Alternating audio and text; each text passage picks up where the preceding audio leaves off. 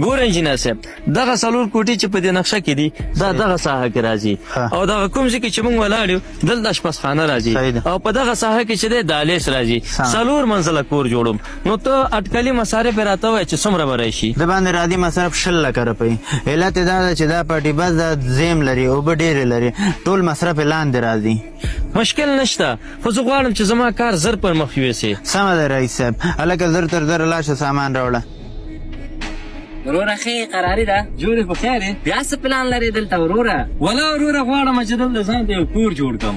دلته کور جوړی هو یاره ته خو ډېر ظالم و جابر انسان یې. ولې وروره ته د خلکو په حق ظلم کوې ظلم. خدای دې وکړي وروره زه خو ظالم نه یم.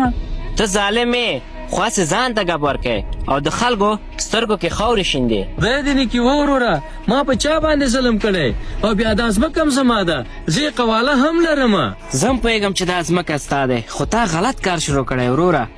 نن په دې زراعتي ځمکه کې تا کور جوړ کړو بله ورځ بل کور جوړوي دا زراعتي ځمکه ټول له منځه ځي. ما تاسو ولې د غره لمنه کې کور نه جوړو؟ ته ظالم یې خو لږ سوچ وکوه.